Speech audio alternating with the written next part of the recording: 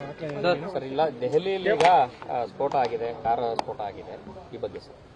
ದೆಹಲಿಯಲ್ಲೇನು car ಸ್ಫೋಟ ಆಗಿದೆ. ಈ ಸ್ಫೋಟದಲ್ಲಿ ಏನು ಅಮಾಯಕರು ಮೃತಪಟ್ಟಿದ್ದಾರೆ. ಇವತ್ತು ನಾವೆಲ್ಲ ಅವ್ರ ಜೊತೆಯಲ್ಲಿದ್ದೀವಿ, ಅವ್ರ ಪರಿವಾರದವ್ರ ಜೊತೆಯಲ್ಲಿದ್ದೀವಿ. ಇದನ್ನು ನಾವು ತೀವ್ರವಾಗಿ ಖಂಡಿಸ್ತೇನೆ. ಯಾವ ದುಷ್ಕರ್ಮಿಗಳು ಇದರಲ್ಲಿ ಭಾಗಿಯಾಗಿದ್ದಾರೆ ಅವರಿಗೆ ಈ ನೆಲದ ಕಾನೂನಿನ ಪ್ರಕಾರ ಅತ್ಯಂತ ಕಠಿಣವಾದಂಥ ಒಂದು ಶಿಕ್ಷೆ ತ್ವರಿತಗತಿಯಲ್ಲಿ ಆಗಬೇಕು ಅಂತೇಳಿ ಒತ್ತಾಯ ಮಾಡುತ್ತಾ ಇವತ್ತು ಕೇಂದ್ರದ ಗೃಹ ಸಚಿವಾಲಯ ಇದನ್ನು ಅತ್ಯಂತ ಗಂಭೀರತೆಯಿಂದ ಈ ಪ್ರಕರಣವನ್ನು ಅವರು ಪರಿಗಣನೆ ಮಾಡಬೇಕು. ಇವತ್ತು ಅಮಿತ್ ಶಾ ಅವರು ಪದೇ ಪದೇ ನಾವು ಸುರಕ್ಷತೆಗೆ ಹೆಚ್ಚಿನ ಒಂದು ಒತ್ತನ್ನು ಕೊಟ್ಟಿದ್ದೇವೆ, ಭಯೋತ್ಪಾದನೆಯನ್ನು ನಿರ್ಮೂಲನೆ ಮಾಡಿದ್ದೇವೆ, ನ್ಯಾಕ್ಸಲಿಸಮ್ ನಿರ್ಮೂಲನೆ ಮಾಡಿದ್ದೇವೆ ಅಂತೇಳಿ ಹೇಳಿ ಬರೀ ಇವತ್ತು ಬಡಾಯಿ ಕೊಚ್ಕೊಳ್ತಾ ಇರ್ತಕ್ಕಂಥದ್ದು ನಾವೆಲ್ಲ ನೋಡಿದ್ದೇವೆ. ಆದರೆ ಇಂಥ ಒಂದು ಘಟನೆ ಅದು ನವದೆಹಲಿಯಲ್ಲಿ, ಈ ರಾಷ್ಟ್ರದ ರಾಜಧಾನಿಯಲ್ಲಿ ಅತ್ಯಂತ ಮಹತ್ತರವಾದಂಥ, ಎಲ್ಲಿ ಅನೇಕ ಇವತ್ತು ವಿದೇಶಿಯರಿದ್ದಾರೆ, ಅನೇಕ ಹಿರಿಯ ನಾಯಕರುಗಳು, ಧುರೀಣರು, ಗಣ್ಯಮಾನ್ಯ ವ್ಯಕ್ತಿಗಳು ಎಲ್ಲರೂ ಓಡಾಡ್ತಾರೆ. ಇವತ್ತು ಅಮಾಯಕರೇನು ಜೀವ ತಗುವಂಥ ರೀತಿಯಲ್ಲಿ ಇದೊಂದು ಸ್ಫೋಟ ಏನು ಆಗಿದೆ.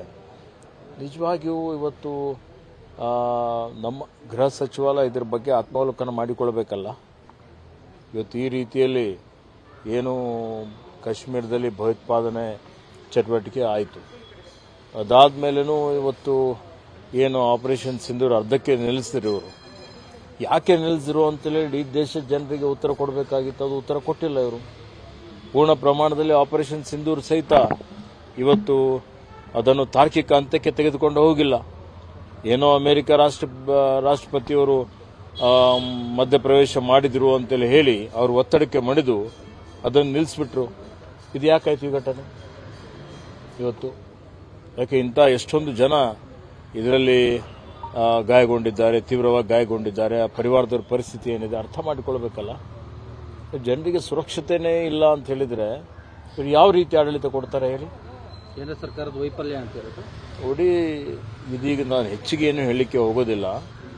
ಈಗಾಗಲೇ ಯಾರು ಇಂಥ ಒಂದು ದುಷ್ಕೃತ್ಯದಲ್ಲಿ ಭಾಗಿಯಾಗಿದ್ದಾರೆ, ಇದರ ಹಿಂದೆ ಯಾರ ಕೈವಾಡ ಇದೆ, ಯಾರೇ ಇರಬಹುದು, ಅಂಥವ್ರ ಮೇಲೆ ತಕ್ಷಣ ಇವತ್ತು ಬಹಳ ಕಠಿಣವಾದಂಥ ಕ್ರಮ ಆಗಬೇಕು.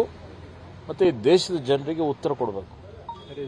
ಇದರಲ್ಲಿ ಹೌದು, ಅದಕ್ಕೆ ಇವರು ಕೇಂದ್ರ ಸರ್ಕಾರದ ವತಿಯಿಂದ ಮೋದಿಜಿಯವರು, ಶಾ ಅವರು ಈ ದೇಶದ ಜನತೆಗೆ ಇದು ಯಾಕೆ ಆಗ್ತಾ ಇದೆ, ಇದರಿಂದ ಯಾರ ಕೈವಾಡ ಇದೆ, ಏನಾಗ್ತಾ ಇದೆ ಅಂತೇಳಿ ಹೇಳಿ ತಿಳಿಸ್ಬೇಕಲ್ಲ. ಇದು ಅವ್ರ ಜವಾಬ್ದಾರಿ ಇದೆ. ಬರೀ ಸುಮ್ಮನೆ ಮಾತು ಹೇಳಿದರೆ ಆಗೋದಿಲ್ಲ. ಆ ಮಾತುಗಳನ್ನು ಕೃತಿಯಲ್ಲಿ ತೋರಿಸುವಂಥ ಕೆಲಸ ಅವ್ರು ಮಾಡಬೇಕು ಅಂತೇಳಿ ಒತ್ತಾಯ ಮಾಡ್ತೇನೆ. ಸರ್, ಈಗ ಎಐಸಿಸಿ ಅಧ್ಯಕ್ಷ ಮಲ್ಲಿಕಾರ್ಜುನ್ ಖರ್ಗೆ ಅವರನ್ನ ಭೇಟಿಯಾಗಿದ್ರಿ, ಏನು ಸರ್? ಅಲ್ಲ, ಇದು ಒಂದು ನಮ್ಮ ನಾಯಕರಿದ್ದಾರೆ, ಭಾಳಷ್ಟು ಅಭಿವೃದ್ಧಿ ಪರ ಕೆಲಸ ಕಾರ್ಯಗಳನ್ನು ನಾವು ಮಾಡ್ತಾ ಇದ್ದೇವೆ. ಅವ್ರದ್ದೇನಾದರೂ ಮಾರ್ಗದರ್ಶನ, ಅವರು ಸಲಹೆಗಳು, ಸೂಚನೆಗಳು ಏನಿದೆ, ಮತ್ತು ನಾವೇನು ಈಗಾಗಲೇ ಅರಣ್ಯ ಇಲಾಖೆಯಲ್ಲಿ ನಾನೇನು ಅಭಿವೃದ್ಧಿ ಮಾಡ್ತಾ ಇದ್ದೇನೆ, ಮಾನವ ಪ್ರಾಣಿ ಸಂಘರ್ಷ ಇದೆ, ಅದು ಯಾವ ರೀತಿಯಲ್ಲಿ ನಾವು ಎದುರಿಸ್ತಾ ಇದ್ದೇವೆ, ಅದಕ್ಕೆ ಪರಿಹಾರವನ್ನು ಯಾವ ರೀತಿಯಲ್ಲಿ ಕಂಡುಕೊಳ್ತಾ ಇದ್ದೇವೆ, ಇವೆಲ್ಲ ವಿಷಯಗಳ ಬಗ್ಗೆ ಅವರಿಗೆ ನಾನು ಮನವರಿಕೆ ಮಾಡಿ ಕೊಟ್ಟಿದ್ದೇನೆ. ಸಂಪುಟ ಪುನರಚನೆ ನೋಡಿ ಅದೆಲ್ಲ ಯಾವುದು ಚರ್ಚೆ ಆಗಿಲ್ಲ. ಅಶೋಕ್ ಅವರು ಒಂದು ಸ್ಟೇಟ್ಮೆಂಟ್ ಮಾಡಿದ್ದಾರೆ ಸರ್. ಈಗ ಕ್ಯಾಬಿನೆಟ್ ರೀಶಫಲ್ ಆದ್ರೆ ಸಿಎಂ ಸಿದ್ದರಾಮಯ್ಯ ಅವರು ಕಂಟಿನ್ಯೂ ಆಗ್ತಾರೆ, ಇಲ್ಲ ಅಂತ ಹೇಳಿದ್ರೆ ಡಿ.ಕೆ. ಶಿವಕುಮಾರ್ ಆಗ್ತಾರೆ. ಅವ್ರ ತಟ್ಟೆಯಲ್ಲಿ ಹೆಗ್ಗಣ ಬಿದ್ದಿದೆ. ಅವರೆಲ್ಲ 5 ಗುಂಪುಗಳಾಗಿದ್ದೆ.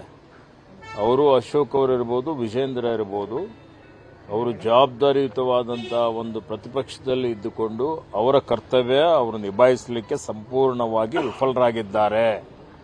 ಹೀಗಾಗಿ ಬಿಜೆಪಿಯ ವರಿಷ್ಠರೇ ಅವರಿಗೆ ಬದಲಾವಣೆ ಮಾಡಬೇಕು ಅನ್ನುವಂಥ ಚಿಂತನೆ ಮಾಡ್ತಾ ಇದ್ದಾರೆ. ಅವರು ಕುರ್ಚಿ ಉಳಿಸ್ಕೊಳ್ಳಿಕ್ಕೆ ಈ ರೀತಿಯಲ್ಲಿ ಹೇಳಿಕೆಗಳು ಕೊಡ್ತಾ ಇದ್ದಾರೆ. ಅದಕ್ಕೆ ಯಾವುದೇ ಬೆಲೆ ಇಲ್ಲ.